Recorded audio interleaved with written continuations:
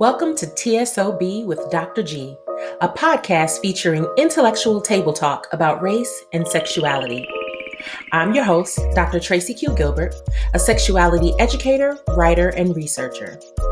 Join me as I talk with the most brilliant minds in human sexuality, applying a professional Black lens to discussions about sexiness, health, and healing in the new millennium. It's T.S.O.B, the sex ed of Black folk. Let's get to the get down, shall we? All right. Hello, everyone, and welcome to another episode of TSOB with me, Dr. G. Y'all already know, every time I'm on the show, I tell y'all I'm excited, and it's because, I'm going to just give myself props. I pick out dope people to talk to, and that's why I get excited when I get to talk to them. And so today's guest is no exception to the rule. In fact, I'm not going to waste any more time and get into it. I'm talking about none other than Dominique Morgan. Dominique is an award-winning artist, activist, and TEDx speaker, and they are currently the executive director of Black and Pink, which is the largest prison abolition organization in the United States. Dominique works daily to dismantle the systems that perpetuate violence on LGBTQ and GNC, that stands for gender nonconforming for those who don't know, folks and individuals living with HIV and AIDS.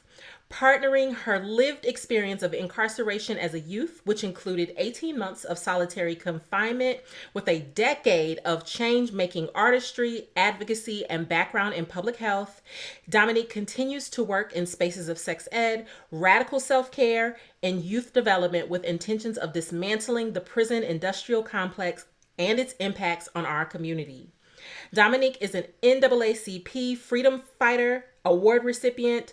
2020, while we was all in quarantine, she was out here getting the 10 Outstanding Young Omahan Award and the National Juvenile Justice Network 2019-2020 Fellow. Dominique is currently completing her capstone project for studies in the Georgetown University system involved LGBTQ Youth Scholar Program. And that's all I'm gonna say. I'm gonna just tell y'all, when I had the pleasure to hear about Dominique before I had the chance to meet her. She presented at the State Summit for Sex Ed Collective a couple of years ago, and just had so many amazing things. I don't know if y'all have that experience of meeting someone and they open their mouth and they say things and it just shifts your worldview. Instantly, that's what it's been like. So I'm get yourself ready, buckle in, buckle up, and let's get into it. Hello, Dominique. Thank you so much for being on TSOB with me. How are you? Good morning, sis. Is it good afternoon, sis? It's so good day wherever folks are listening. Good day to you and yours, honey. Yes, ma'am. Yes. Thank you again so much. Like I said, there's already things that Dominique has dropped into my spirit.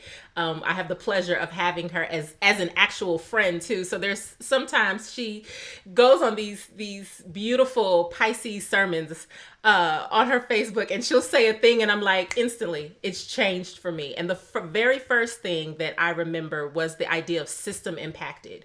Right. Often we talk about people, marginalized folks in ways that can be marginalizing, right? Because we use descriptors that talk about them as representing them having a defect or a default in themselves, when the reality is that they are in fact impacted by systems. And so instead of thinking about, well, what's wrong with this person, thinking about what happened to them. And so even just something as simple as system impacted was amazing to me. But let me just hush, because I could gush all day and we don't have time. We're not here for that. What I want to do and start off right off, Dominique, is ask you the questions that I ask all my guests. I want you to share with the folks where you're from, where your people are from, and what's got you thinking about sex and sexuality these days. Well, I am born and raised in Omaha, Nebraska. Yes. My way of knowing, my people are, connected to Omaha, and the people over at Ancestry.com told me my people was from Alabama. Okay. And that's really as expansive as like my people knowledge, and I'm using people in the context for those that are listening. I'm thinking of like bio family, and it's an interesting thing for me because both of my parents have passed. My father passed away about 6 months into my prison sentence. I was 20 years old, and I'll be 39 next month. And I think I'm a part of that generation of Black folks where we knew our parents just worked and they existed, but we didn't really ask like deep questions, and maybe it wasn't really seen appropriate to ask deep questions of grown folks. Like, you weren't going to become your parents' friend until you were like an adult.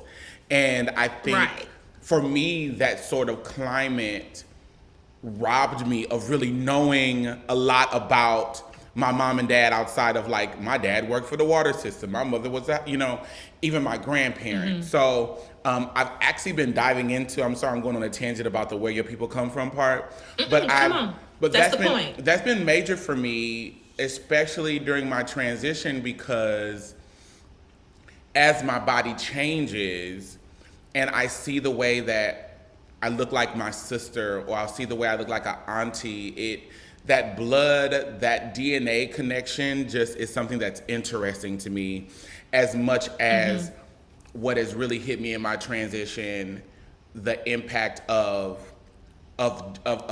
gender DNA to other Black women. Yes, right? Like so it's like all of these levels. So my people, the South, Omaha, but that's been something that's been lacking. I think I come from a generation where we all were really kind of left in the dark about who we were outside of who they told us to be, but they didn't tell us a lot about that, and we just kind of were like, okay, girl, we just gonna piece it together. Right, we gonna figure it out. Yeah. Can you clarify before you get to the rest of the question? You just share with the folks, you talked about transitioning and what that is. Can you clarify for people what you're talking about when you say that? Thank you, girl. These ADHD meds ain't hit yet, so I appreciate you for us neurodivergent girls, honey. So I identify as a trans Black woman. I use she and her pronouns, and for 37 years, really in the world, socialized and was perceived as cisgender male. And so March of 20, it'll be a year next month, that I started my medical transition, and then my social transition really started at the end of July of 2020. Yes. Awesome. Thank you so much. And the other part of the question, what's got you thinking about sex and sexuality these days? My transition. I'm a Pisces. We love to fuck, and we love to fuck passionately. And like, that's been like, I'm in love with Jasmine Sullivan's Hotels EP. Yes! And like, in love, in a, like, that sister did something. And she did. And I kind of get bothered when people are like, oh my God, it was too much talking. I'm like, if y'all listen to those intermissions, you understood that well, as a songwriter, a song is just my spoken word, put the song, right? Or my story and my truth. And these sisters, these are songs, but they're their heart songs. They're their whole songs, you know what I'm saying? Which sometimes it's your heart song, amen? But there was one where the sister was like, I think it's the piece right before Girl Like Me, where she was like, sex became my superpower. Like, that was, I knew I can do that. And so for me, around sexuality, for most of my life, and during my incarceration, it was like, I knew how to be sexy in a body that was very curvy and feminine that the world perceived as male. I got that. I understood that. I understood how to navigate a high sex drive. So I'm in Dallas. I've been here for 3 days. A year ago by now, honey, I would have been fucking off the ceilings. Then this medical transition piece happens for me, and the impact of these testosterone blockers and estrogen on my body, one, has completely changed how I get turned on, what turns me off, how much I want to have sex, what does sex even mean to me? And then on top of everything else, then my body is changed, and it's just been a lot of like, what is bringing me to sex now? What is bringing me to like, what does that mean in this body, in this mind, in this spirit that I sit in, when I just knew what my thing was? I knew what my ministry was in a sexual capacity, and now I'm very much like, You know what I'm saying? Like I don't Yeah, yeah, know. yeah. So I'm exploring, and I'm in a every things are more of a question than an answer for me right now in that space.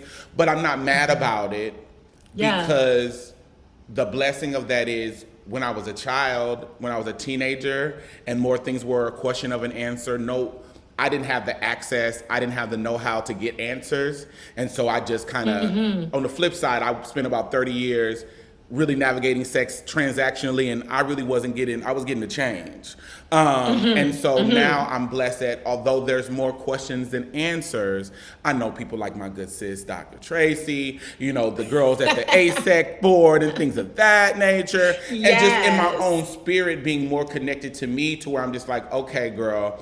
This may not be answered for a year, girl, but you know where to get the answers, and so it's a conundrum, but it's like it's also exciting at the same time, if that makes sense. Yeah, oh, absolutely. I was going to say that's absolutely resonant because I think, especially now being on the other side of 40, that is coming up for me as well. Of like, my body doesn't respond the way it used to. Don't want to And act right. my whole attitude about sex doesn't do what it used to do.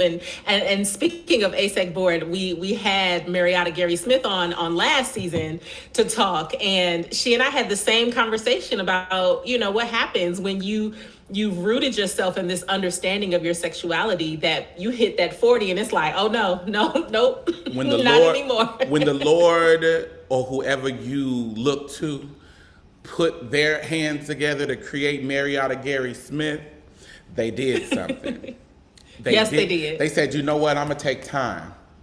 Yes, because the people indeed. deserve, huh? When they made buffalo wings, when they made watermelon Red Bull, and when they made waist trainers on that same day of intention and purpose, huh? They got our sis Marietta, because that is a beautiful soul. I love her. Absolutely. Boots. But yeah, I just wanted to say that. She's just everything. Yes, absolutely. Listen, I love it, and I co-sign absolutely, and I know she's listening. So thank you, Marietta, for being who you are. Yes, indeed. So you done set a lot up in here, and I got a whole lot of different tangents I want to go on. No, it's great. It is great. I want to have you real quick break down all the different things. We just talked about being multidimensional and how that shows up in our professional work. So break down for the people all the different ways you kind of show up to life as a professional. I know we've already talked about being an exec director for Black and Pink, but you mentioned being an artist and being a songwriter. So share a little bit of that with the people.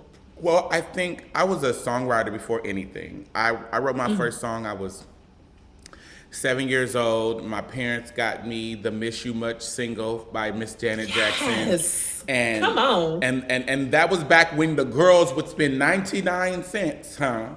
You get the song, you get the instrumental, and a sickening B-side. And if they wanted to give you some razzle dazzle, they give you the acapella. It was just a moment, and the girls don't understand. Everybody can't be on these days. And I listen. But so it was a time, and I also got a Teddy Ruxpin that year. And for those, like, Teddy Ruxpin was this teddy bear that, looking back, was creepy as hell, that you would put really this tape weird. Into, the lips would move and speak, like a mini version of those things that they used to have at Showbiz, for the folks who remember Showbiz. Right. And and because I didn't have a tape player, I'm like, why did they give me a tape and a Teddy Ruxpin? My mom was like, well, that play tape, so you be all right.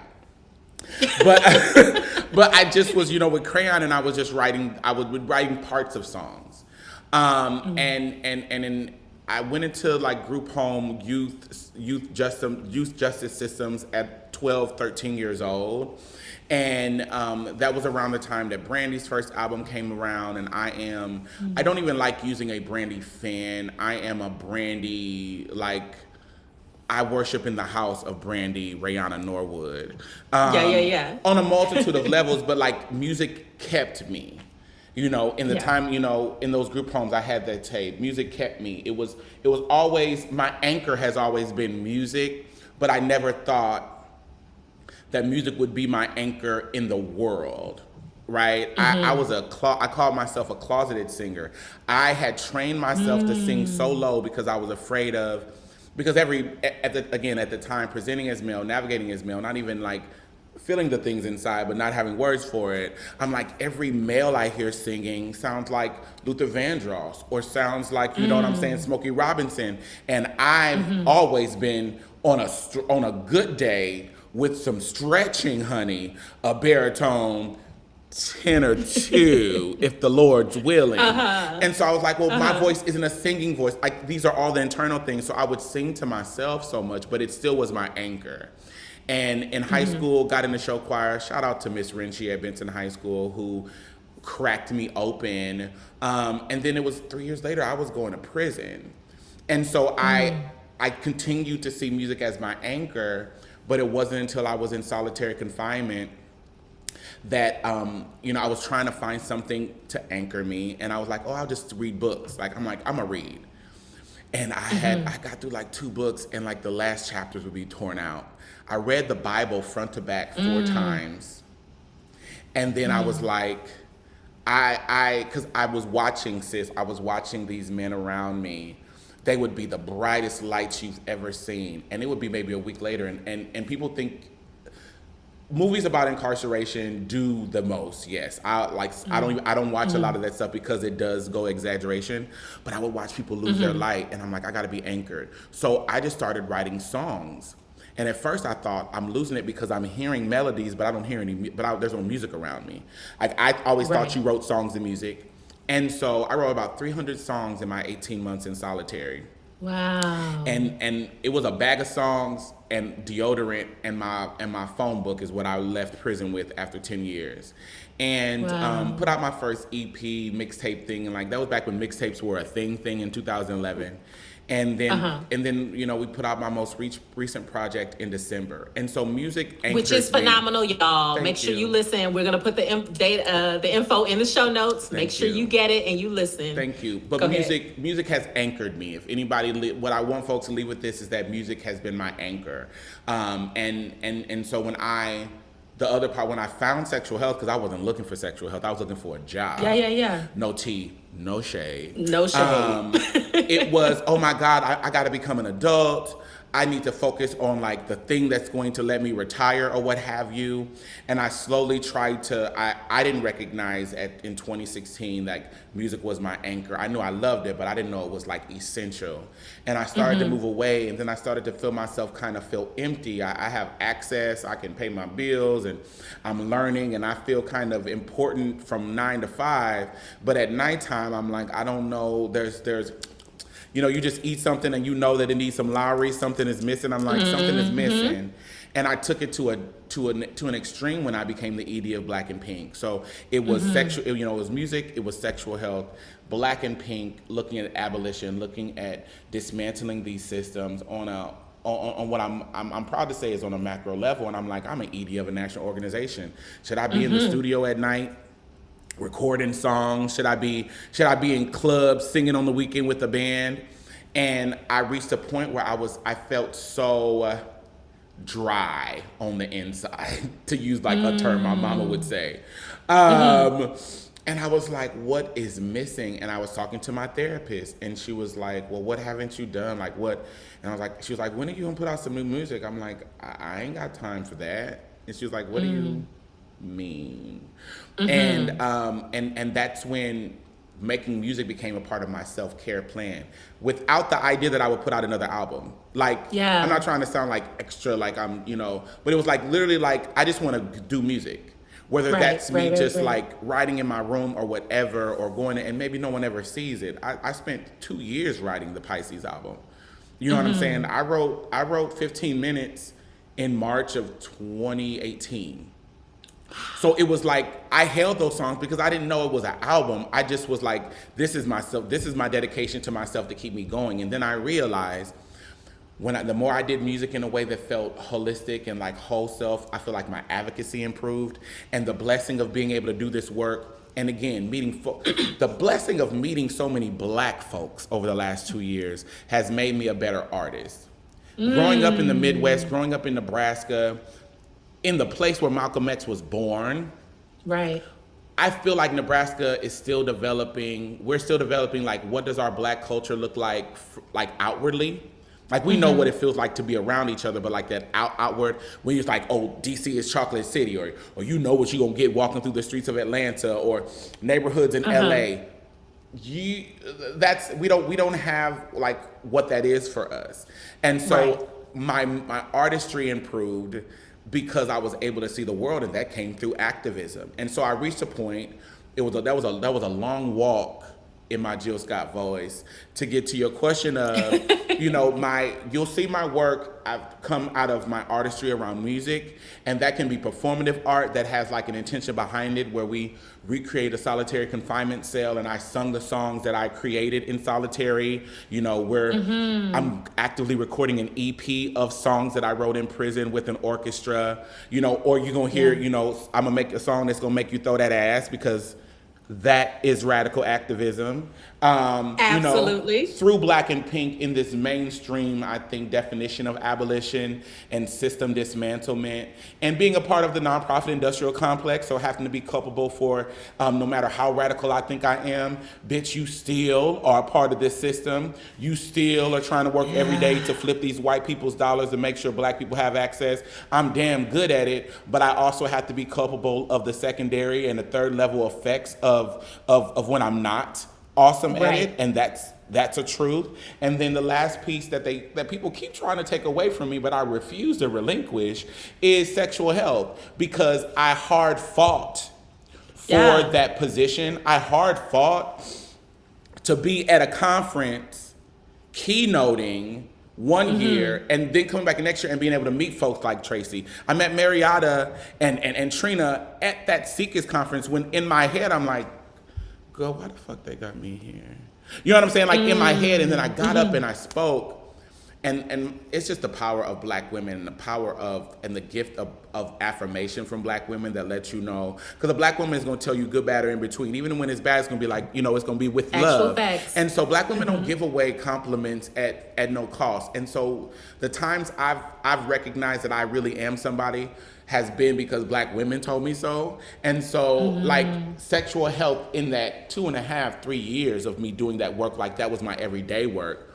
I feel like, I never want to let that go. Even if that's just like, I never get a check. It's never a contract. I feel like it's been essential. And I also believe that work in sexual health, and I kind of alluded to that earlier, really gave me a safe space during my transition. I transitioned in the pandemic. I was home when my breasts were growing. Like I understood why all these things that I probably wouldn't have been able to process before 2016, that work in sexual health did not make me feel as lost in an experience that I'm supposed to have ownership as it could have been. Yeah. And everything you're saying is so beautiful to me, because I think what you're saying, what struck me about what you're saying is the marriage between the kind of the work, right? The things that we get paid to do, and the passion, and how those speak to each other. And in a lot of ways, for me, that is a function of sex ed as well. Like sex ed has been kind of this, we've talked about it tremendously, this idea of this whitewashed, you come in here to learn these specific things, and that is your sex ed experience. And what I feel like you're exemplifying and elevating is this idea that real emancipatory sex ed has to be rooted in people's lived experience, and that it's not going to look this cookie cutter way. Like I feel, and I hear the sex ed and you talking about how this role as an educator was allowing me to be able to access this part of my life, and how that became richer and fuller. And then by extension, that made me able to be more effective at this day job. And it's like, that is sex education. That is a form of sex education that allows us to be more fuller and be able to show up more as liberation, ourselves. sis. Liberation. The You Can Get It remix song with Mikey, I would not have put that song out 5 years ago. That song, listen. Because it was like, you get around these sex educators and you're just like, yo, these are some of the most educated people you will ever meet. And when the conference gets down, somebody is getting pegged that night. You know what I'm saying? Like, Right. you know what I'm saying? And it's normalized Right. and it's beautiful and it's affirmed. And I'm just Yes. like, yo, I can be sexual and professional. I can be like, it's so much Absolutely. to it. And I think my blackness was amplified through my sexual liberation. And the other thing that I will say, hearing what you said around like what you get paid for, I think the benefit of abolition to try to challenge myself to dismantle like a need to engage in a capitalist society has made me rename what is paid for me. You know what I'm saying? Like, so like I do get paid in everything I do. It may not be a coin that I can walk down there into Macy's and spend. Right. But it's I will say that I don't do anything I don't get paid for. Yes. And I've taken the liberation to say this is what paid looks like to me. Yes. And I'll acknowledge that even that idea of what you get paid for, there's that white supremacist capitalist idea of that's what's most valuable, when the reality is that all of these things are really working together. And this idea of what you do has to be this one thing. It's like, no, it is all of these things, and all of these things fluidly together create the person that is me, or that is Dominique that shows up. So thank you for offering that clarification. And I'm realizing I'm like, I don't know what I'm gonna call this. Usually I have a good title already. When people start talking, I don't know what we're gonna title this, but that's okay. Call it all the things, honey, all the things. All the things, the sex ed of all the things. Because I see you as a sex educator. I know that is not like a specific formal role that you do a lot of anymore, even though I know you do some facilitation, but I see your lived experience as a type of education. But I'm curious for you, if you see yourself still as that educator, and if so, what is your sex ed superpower? I do consider myself a sex educator still, and that's when I was like, folks keep trying to take that from me. And I'm like, I work too hard for that. That's why I try to stay engaged and sit on the things, and like, because I'm like, I changed because of this. Yeah. And I want to continue to understand why this was brought to as a Pisces, we believe in spirit and in purpose. I was meant, because nothing else should have put me in that work. If you knew how I got that job at Charles Drew, it's a story. And I would say my sex ed superpower is that I love digging into the definition of words and why we use them. And I think people underestimate when it comes to sex.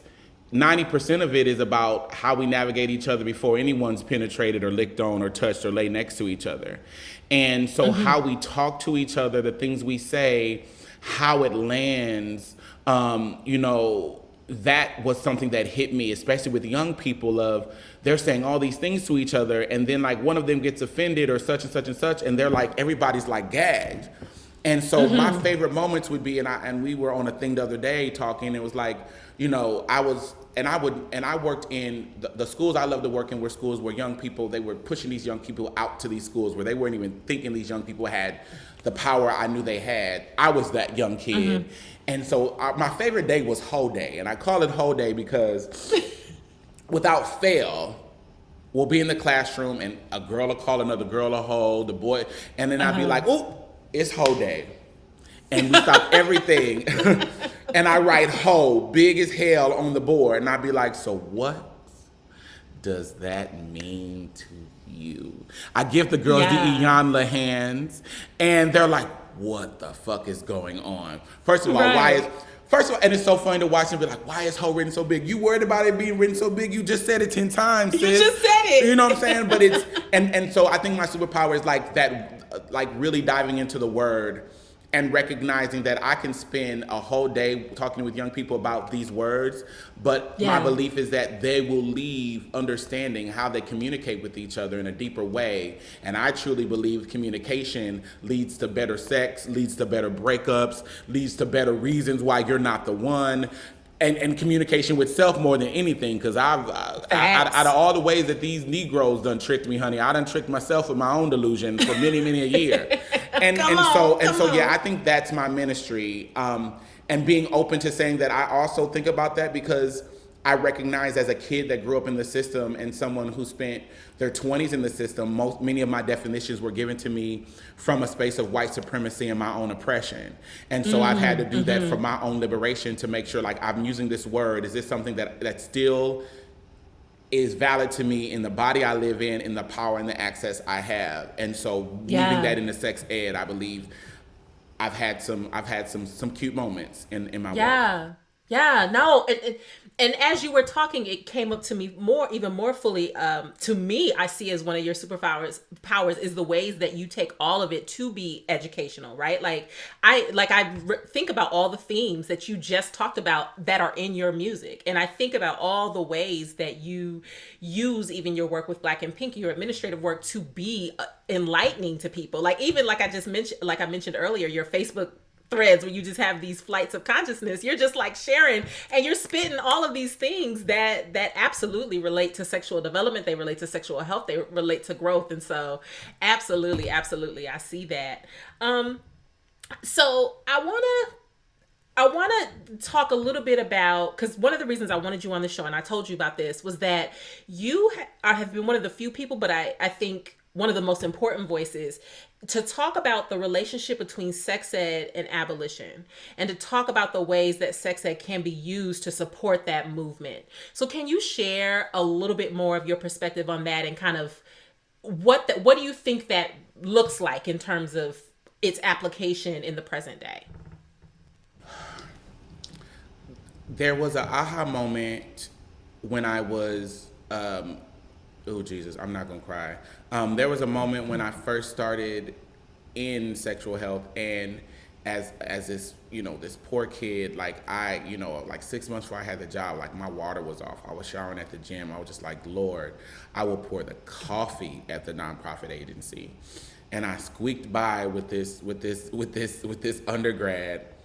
And the lady who used to help me with my light assistance 10 years before hired me at the hospital. She was hired as, shout out to Ann Smosley, shout out to white women who do white women shit, but are always working to be better at white women shit. Yes, absolutely. She positioned me, but I was feeling dry again, because I'm like, I'm doing this thing, but I don't get how it's aligning. And I can't say I definitely had a word of what my passion was. I just knew there's something missing. Mm-hmm. And I'm a bitch that believes in breakfast. Don't tell me you're having breakfast. If any of y'all know, need some Danish. If any of y'all know who created continental breakfast, count your days. Because when I see you, it's smoke in the street, sis. Right. And so there was a professional development, and they were like, oh, they text me, it's continental breakfast. I'm like, oh, child, I'm stopping through McDonald's to get my sandwich. And Ann texted me, she was like, you need to get here. There's this person about to speak. And it was Lex James. And Dr. Lex James. Yes. And I walked into Brown James, and I walked in the room, and I was like, a Black lady is leading this?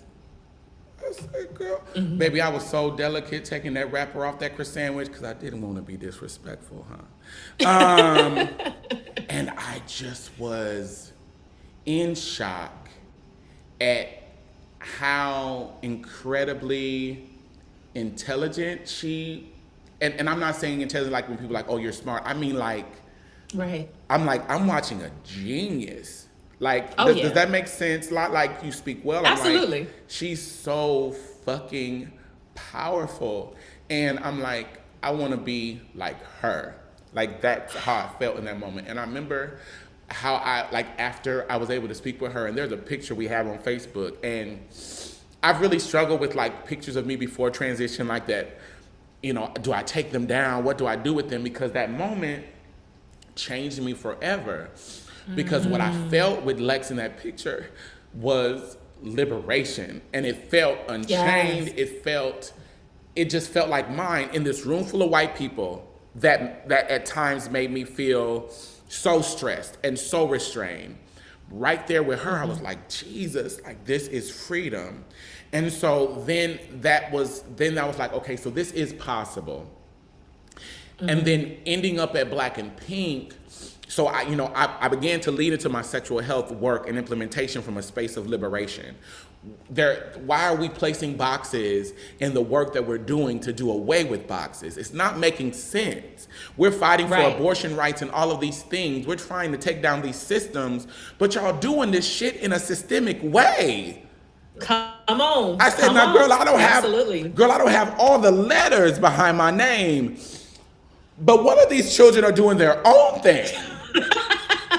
You feel me? I'm like, I don't. And you don't need letters to figure that out. In some cases, it makes you more incapable of figuring it out. But I'm sitting in these rooms, I'm like, so y'all don't see that we are recreating the systems we're trying to dismantle. And because we think that because y'all hunger for systems, because all of you white women benefit from systems, but y'all feel like if you develop a system in your radical feminism, the system don't hit the same. It don't harm the same. Right. And I'm just like, child, this is a hot ass mess. and so like, and then the work continued.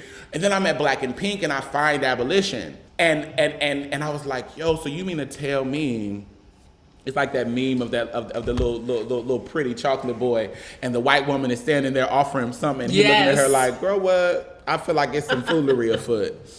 And I'm like, so you mean to tell me that I can lean on people, I can believe in community, and I don't have to depend on systems of harm, beliefs of harm, words of harm that will prevent me from having the community that I so much like I'm so hungry for? You mean that's possible? There's words for that. Right. There's people who believe in that. Yeah. And that's where it all came together, was like, and so I'm at Black and Pink and I'm like, why aren't we talking about sexual health? And like, what do you mean? I'm like, sexual health in the purest forms that I've been able to experience is based in freedom and liberation. And liberation doesn't mean that you willy-nilly doing shit. Actually, from what I've been able to experience is the more liberation, the more autonomy you have, the more accountable you are. It's just that you mostly in your accountability, you're more accountable to the people you want to be in community with than yourself. But it's a reciprocal accountability, right? And so like people think I was like, oh, I can do away with this individual definition of liberation. It will allow me to have a community-based definition that will benefit us all, right? And so that's when I was like, I have to talk about this more.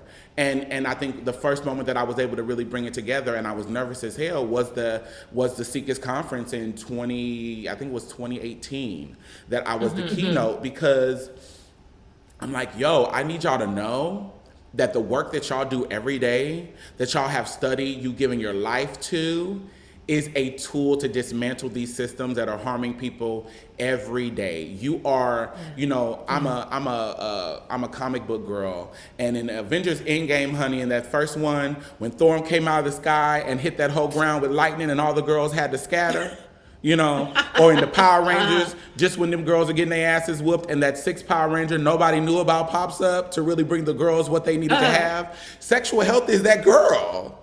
And y'all are over here doing this work in these incredible ways. You got these white women that find sexual health at 16 and they are still donating and marching for Planned Parenthood at 70. Sis, I need you over here fighting mass incarceration. Sis, I need you over here looking at the experience of youth in the system, because I promise you, whatever is important to you, I can show you how you can, not to pivot as into shift what's important to you, but whatever is important to you that you angle yourself towards, I can show you how that power, how that interest can dismantle this system. And so liberation. Well, real quick, I think you actually are calling out something that I think a lot of folks in sex ed still don't recognize that we have. And I think that's part of the problem, right? I think a lot of folks, they were part of that first wave and saw themselves as doing something super progressive and saw themselves as doing something even on the border of radical, but then they got settled and they got complacent and they started leaning into mostly their white privilege. And so it became mundane to them to think of other things because they rested rested on their own laurels. And you know, I'm not going to call out specific folks, but there's lots of folks that are still in our field who push back on these discussions because they don't get it and they don't recognize, like, you just tipped the iceberg of what is actually accessible to us who are doing sex ed, and you still think you're the future, you still think you're the one leading, when it's like, you're missing it, baby, you're missing it. Because meanwhile, there are folks like yourself, there's folks like me, there's folks like Dr. Lex, and all of these other amazing people who are taking us where we need to go, and those folks are actually getting left behind. So I appreciate what you're saying, but that's been my experience, where there's a lot of folks who are like, wait, what? Intersectionality, what? Like they don't get it, because they don't recognize that what they did was just a little bit of what's fully possible. They think you're disrupting what feels comfortable, and they're really excited to feel in their spirit that they're radical. And also I think there's a realization that there's more work to do. And I think white folks, especially white women, like big accolades for a taste of work. And so they feel no shade. And they get in their feelings. We all like to be praised. You know what I'm saying? We like to be praised, but they were like, I was not racist today. And you're like, okay, but how were you anti-racist? That part. You know what I'm saying? And they'll be like, well, what do you mean? And so I think it's just that, you know, folks, you have to be excited to continue to be uncomfortable. And a lot of people, and for people who have never really had to be uncomfortable, they're like, I don't know what you mean. And it's like, girl, in prison, I had to be excited to get out of bed every day, because otherwise I wouldn't have got out of bed. But I had to be excited to get up and get out of bed and search for a tiny piece of change. Black folks, we've had that experience of, child, I feel like tomorrow ain't gonna be shit. But child, let me put this feet to the floor because I'm gonna search for it. We're used to doing that. The most privileged folks, they're like, I'm good. And so they think they're being harmed, but they're really being challenged, and they're running away from being uncomfortable, which is where beautiful shit happens. That's it. Okay, you brought up Black folks, so let's switch gears a little bit, right? We've talked a lot about kind of the work of sex ed, but just in terms of thinking about regular, like, Black folks and Black community, if you had to think of a thing that you feel like Black folks, the space of learning, the kind of the learning gap that we need, or the places where we even get wrong around sex and sexuality, what are those places? What are the things that you feel like, what are the places you feel like we need to get it together? We need to grow, we need to learn, we need to get our shit together. I think one of the largest spaces, and again, my transition really shifted this, because like there's a space of being fetishized, but exploring the ways that Black men are excited to engage with me sexually with in my transition made me realize that we as Black folks in general think that by depriving of ourselves of things that white society has told us is inappropriate, that white society does benefits off financially and otherwise, that a lot of those girls work to improve the process of, girl, you got girls that whole ass PhDs to tell you how to tie somebody up and just choke them a little bit to where it's safe.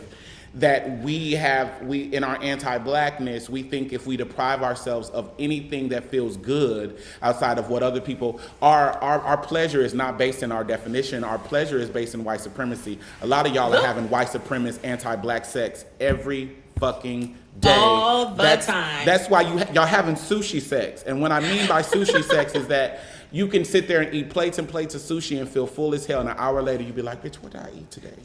And so we don't want to divest from that because we're afraid, and because of that we deprive ourselves.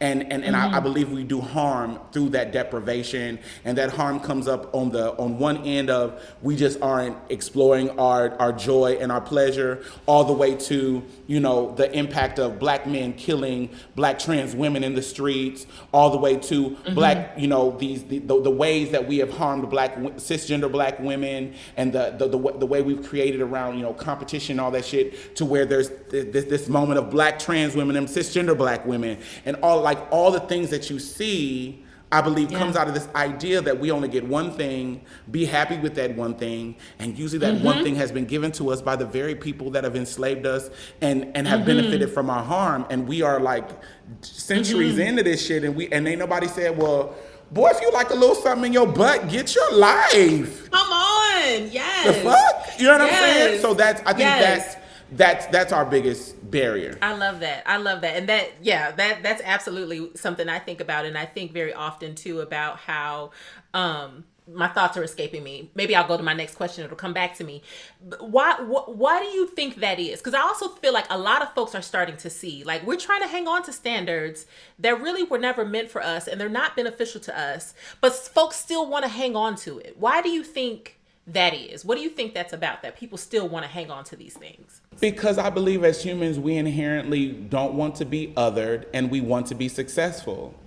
But we are positioned to not be othered and be successful by a ruler that is not built for us to be successful on. So it's like the Roadrunner, honey, always trying to get, Wile E. Coyote trying to get the Roadrunner. The acne anvil is always gonna fall on us. It's never gonna get them other girls. You know what I'm saying? And so there are a few of us who eke through, but if you look at the most successful Black people, they are, I think, some of the most unhappiest people, because what they've had to do to be the most successful inherently means they have to shed a lot of the shit that makes them. And I think we don't, and I know we don't talk about that enough. So I think that's the thing, is that none of us want to fail. None of us want to feel like we're the only one. I think even in this space of liberation and being radical, I feel the most powerful when I'm talking, even just the two of us. But when you can get 4 or 5 of us in the room, honey, the key is the key. Why? Because nobody wants to feel like I'm the only one. And so for Black folks who've experienced what we've experienced, folks are just tired. I just want to be all right. I don't want to be the girl out there in the street picketing and fighting. I just want to be cool, and we're going to do the thing the way we do the thing. And so that belief for me allows me to give those folks grace and understand their why, even though my why has shifted.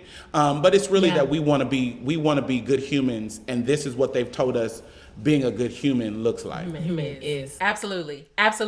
And I realized what came up for me, what I was going to say earlier. I think for me that the really fucking, like, the mind fuck about it, that's what I was trying to say, is that meanwhile, while we are doing all of this suppressing, we are inspiring, like the folks that aren't suppressing, like, we inspire a whole wave of sexual expression and sexual positivity and sexual affirmation from other communities who look at what we do and look at how we just naturally are and are like, yes, I get all my life from that. And so I've always been, fascinated is not the right word. I think obsessed with trying to show folks, like, listen, we need to get free because we are missing our birthright. It is the ways that we give up the very gift that everyone else knows that we have to try to maintain a standard that we've never been able to maintain. It wasn't for us. It wasn't meant for us. And it doesn't benefit us because, like you said, we reach it and then what? We're not happy. We're not fulfilled. And so that's what I wanted to say. And reaching it 9 times out of 10 means for you to find somebody that's equally yoked means that your partner is going to be white. And I pin that because Dominique's not against interracial relationships. I spent much of my life dating white men because I believed, for me, my definition was dating white men was going to get me to where I was trying to go. That was a part of my plan of success. That's my truth. And so then it inherently positions you to not engage in the radical love that is Blackness. And you can perceive relationship as romantic. You can perceive relationship as friends. You mean Oprah's only Black friend is Gail? Winfrey, Gail, Maya Angelou, and Cicely Tyson, and two of the mothers have went on to glory. Oprah Winfrey, right?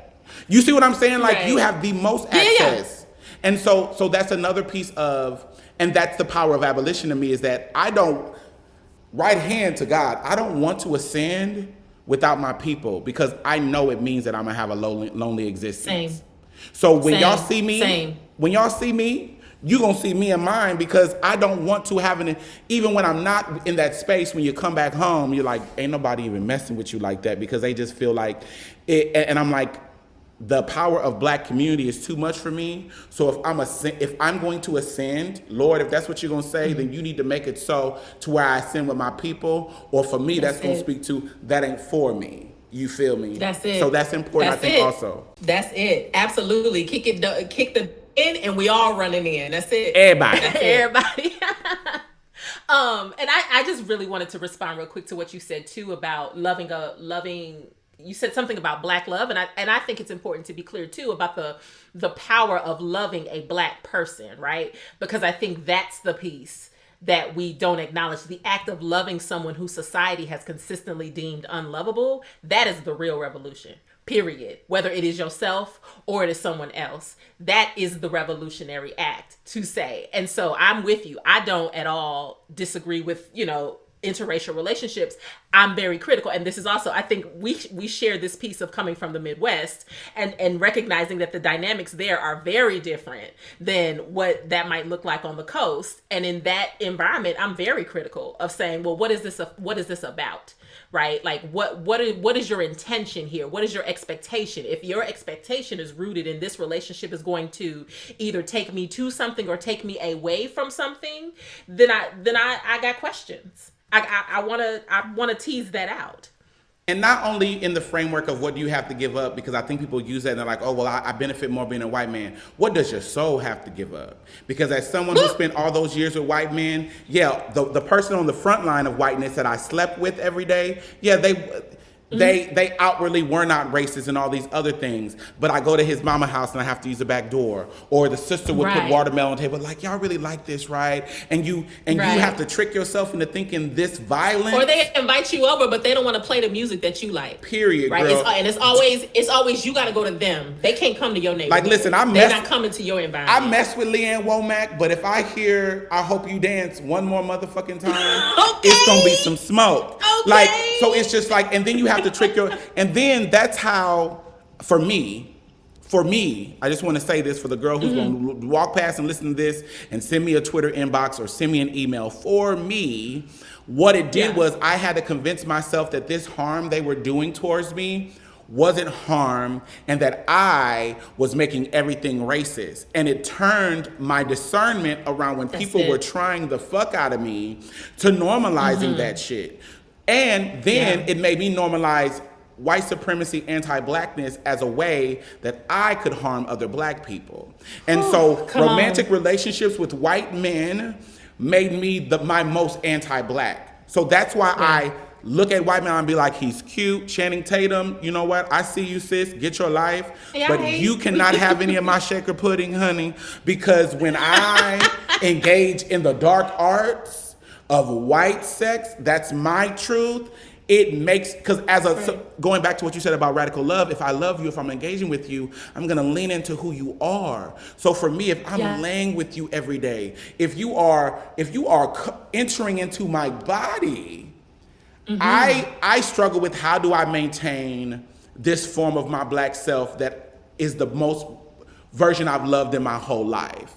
And so when you with Tyrone gonna put you through. You know what I'm saying? But I can tell you, Timmy don't work jobs either. And Timmy gonna wanna take your car and drop you off to work. White boys do the same shit. But when y'all get into it, the white boy gonna use some language where you gonna have to square up. Timmy, he just gonna have his mama call you and be like, you know what? He about to go to a therapist. You know how the boys, when they do the worst work, I'm gonna go talk to somebody. That's their word. You know what I'm saying? Like, it's different. So relationships aren't better depending on the race of the person.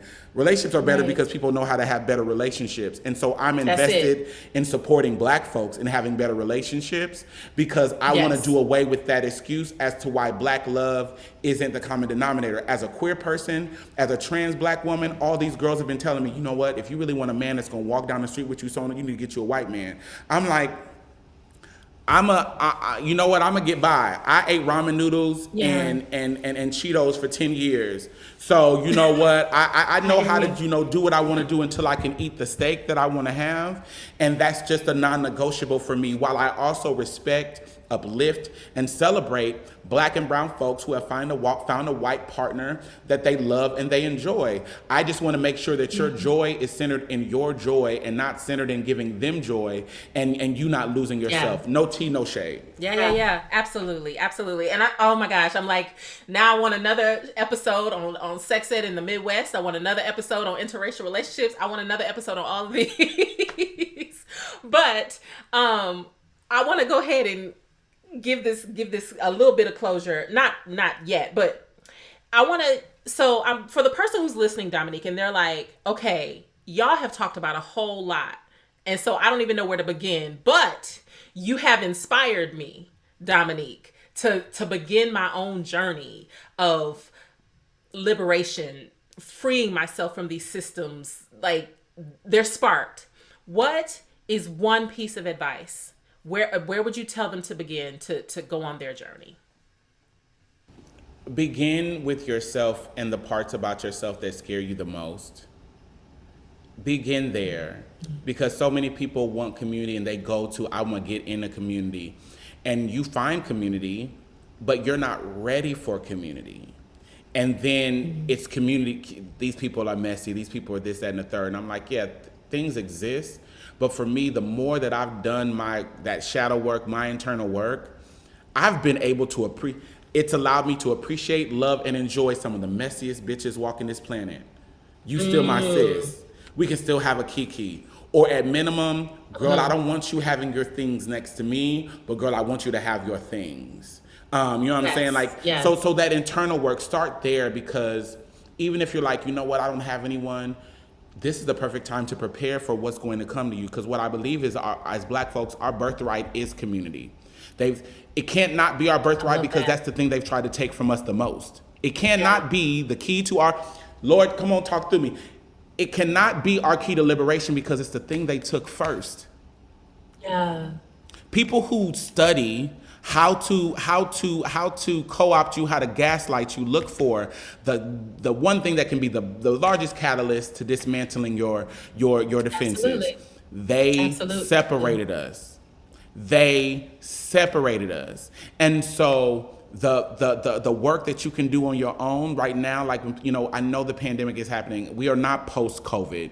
We are, we are still going through, but please take the time with telehealth and finding a good therapist. For me, it was a therapist and a psychiatrist.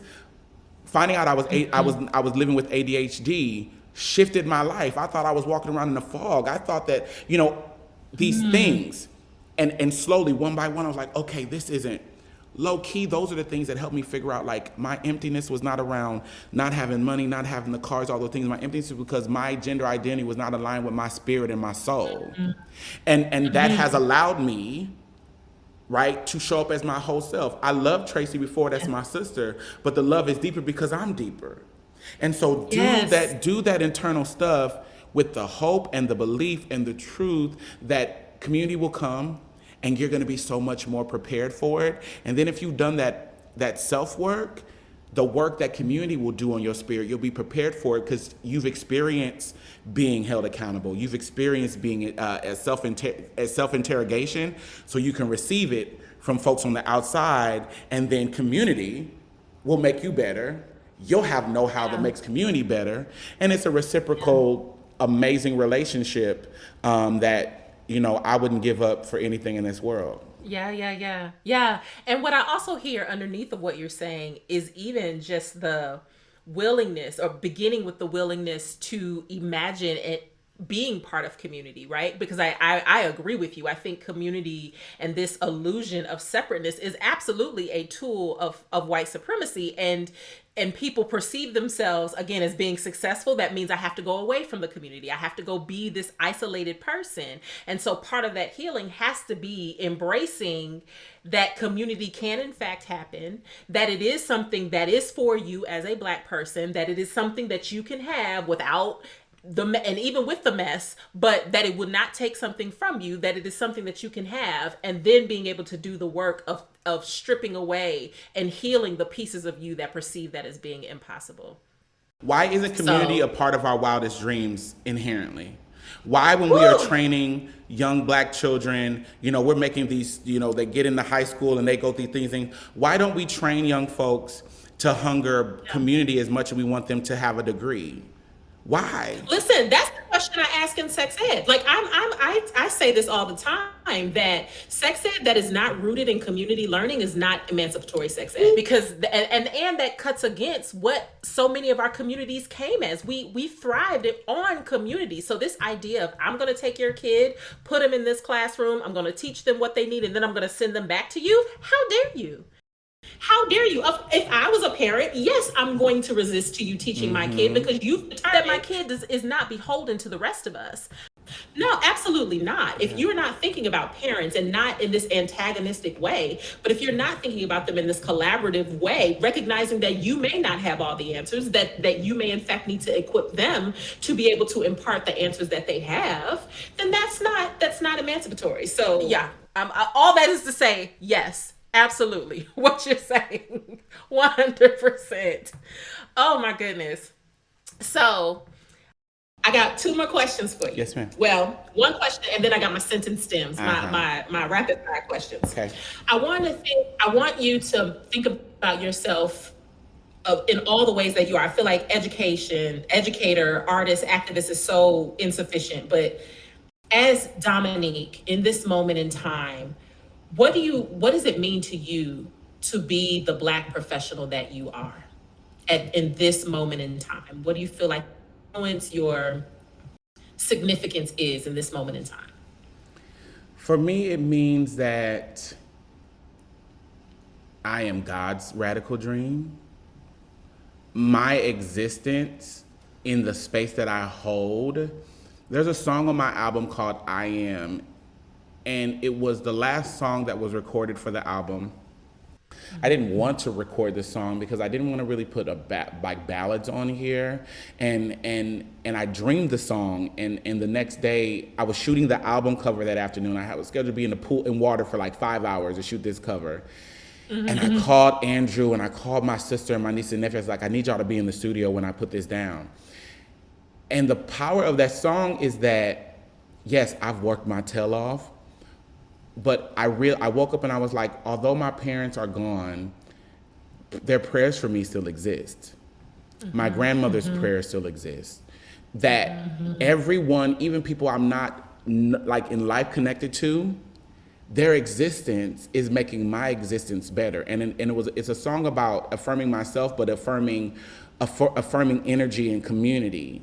Yeah. And so that song also was like, what I said was like, you can't tell me that my God doesn't love me. You can't tell me that I'm not exactly who I'm supposed to be, because I am a Black trans woman that has 8 felonies on her record, a Black trans woman who's been living with HIV for 19 years, a Black trans woman living with ADHD, a Black trans woman that has experienced sexual harm multiple times, physical harm, that's an orphan that adopted my 12-year-old sister when my mother died 6 months after me getting out of prison on a 12-year sentence, that sat on death row next to the man who killed Tina Brandon.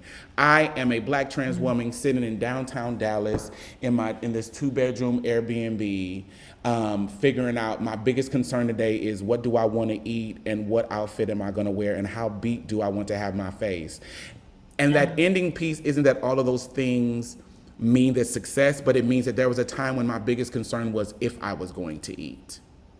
Yeah. And so that, for me, my mere existence for me is a radical dream that I didn't have. Somebody had it. People are always like, well, did you dream this? I didn't, but I've come to believe that it was somebody's dream. And maybe even somebody I didn't even know. And so for that is what it means for me. But for me to be a professional in a time where people assume this is a ripe time, this world is just as oppressive as it was 20 years ago. Do not be tricked. Don't ever get it twisted. Don't be gooped, bamboozled, hoodwinked, jahoozy-bopped, hornswoggled, if you will, to think that this world is just like, oh, it's ripe. Ripe for opportunity is any time. Black folks been revolutionary, making the world change in any time. And it's just how I believe how the ancestors, how power comes together. And so that's it. It means that people loved me and prayed for me that I don't even know, and that my higher power said it's going to be so, and so for me, that's it allows me to walk in a purpose that can't anybody take away from me, and that's a gift in itself. I think I said Brandon Tina. I think I said Tina Brandon. Brandon's name was Brandon Tina. My brain was going through some things. Absolutely. Yes. No. Absolutely no problem. I don't know if you heard this gospel song. Do you remember hearing that song? My mama prayed for me, had me on her mind. That song is coming in my head right now, and I'm just like, absolutely, right? Like, listen, we are the fruit of those seeds that were planted every time they kneel down in service to pray. We are the fruit of that. And for people who have lost their people, I say it because you lost the physical part of it, but their intention for your greatness never goes away. And so you can continue to lean in that. Like, that's the importance of it, is that love is everlasting. Love is everlasting. And I'd like to acknowledge that we're recording this on Black Love Day. My God. And we are recording this on February 13th, which is Black Love Day. My God. So love is what everlasting. You're saying is a word for that. Love is everlasting. And so that for me, I'm here because of Black love. I'm here because of Black prayers. I'm here because of Black Jesus. Yes. Go on, insert a Karen Clark shared run right there. Go and get a piece. Listen, I have space in this room to run like I want to. All right, girl.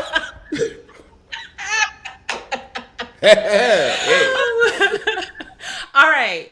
I got 5 sentence stems, which are my rapid fire questions. That's going to wrap us up, okay? So I'm just going to say the statement, and you're going to tell me what the first thing that comes to your mind. First one, sexiness is... Sexiness is me waking up in the morning, bald head, small head, no push-up bra, but walking past the mirror and stopping because I'm still sickening. Yes, absolutely. And not even still, just are. Period. Period. Mm-hmm. Still I rise tease. Yes. Yes. The sexiest thing about Blackness and or Black people is... that we are so damn creative. Yeah. That's it. My go-to for feeling sexy is... like a silky material just on my body. It can be a little nightie I pick up from Walmart that maybe is a poly silk blend. Or I'm in my house coat right now speaking to you. I think I picked this up from Marshall's. But just the silkiness, just the luxe of it on my skin. That's giving me, did you get the Astro catalogs? That's giving me Astro. The Astro caftan. Very much so. Yes. So yeah, just that against my body. Early in my transition, before hair and makeup, anything, I would put on certain materials like that made me feel very, very close to my womanhood. So yeah, it's a material moment for me. Love it. Okay. Sexual freedom for Black folk is achieved when? When we divest from a definition of great sex based in whiteness and white supremacy. Facts. Yes. All right. Last one. When I'm done being on this podcast, I will. I have a 3:00 and I'm gonna email them to see if they want me on camera so I can figure out if I gotta beat this face and put on a piece of hair or if I can stay all natural. That's what I'm gonna do now. Yes. All right. Well, I will tell you what, I am so thankful because I know your schedule is insane. I'm so grateful. Like you are a friend to me and you are a friend to my life. And if you ever need anything, absolutely let me know. You know what it is. But you know what it is. It's nothing. It's when you were like, oh, you think, girl, when? Send me the what? Listen. Well, I don't take time for lightly. I mean, no one's time lightly because I know we're all very busy and I know you're as people are starting to see the light that I've seen, I know there is a bigger command on your time, and so I don't take it lightly. And that's why anything you need from me is yours, because I know you will never try to take it lightly. I don't care, because the work that you are doing, the work that other Black women are doing, there are people who are gonna listen to this in Omaha, Nebraska, that have never, ain't nobody ever said anything about Black love and liberation, and you're gonna change people's lives with the work that you're doing on a multitude of levels. And I'm coming to Omaha. Listen, I'm serious when I said that. Y'all have got a community thing going on that I love. Like, there's a special thing about growing up Black in the Mid. I'm serious about that. We do not talk about it enough. Growing up Black in the Midwest, and I feel the energy in what y'all do is very similar to what it was like for me growing up in Milwaukee. And I feel like the folks on the coast, they have their versions of it, but they don't hit the same. And so I'm coming to Omaha. If I just got to sit and, you know, we sit and just watch people, like, I don't even care. I ain't even got to do nothing, but I'm coming. So my cast iron skillet stays ready to fry a piece of chicken. Come on, sis. Amen. I'm ready for it, whatever it is. So we gonna make that happen. But thank you, Dominique, so much again for being on the show. I love you so much. I want to thank everyone for listening. Y'all, I know y'all got jewels, so you go ahead and email us and let us know what jewels you got. Make sure you read the bio and everything in the show notes, because it'll tell you everything you need about Dominique and how to keep up with her work. And yeah, that's it. Thank y'all for listening, and take care. You've been listening to T.S.O.B. with Dr. G, produced by Dr. Tracy Q. Gilbert of Tempe and Aya. To keep up with all things T.S.O.B., follow us on social media at T.S.O.B. the podcast, which you can find on Twitter, Instagram, or Facebook. For past episodes of the show, visit tsobpodcast.com or subscribe to the show either on YouTube or anywhere else you listen to podcasts. Now, don't forget that you've got homework for this episode. To find the downloadable worksheet for this or any other episode of the show, head on over again to tsobpodcast.com, where you'll find it and any other important information from the show notes. And finally, do you have any questions or thoughts to share? Sound off by email at mailbox@tsobpodcast.com. Again, this was TSOB, the sex ed of Black folk. Thank you for listening. Talk again soon.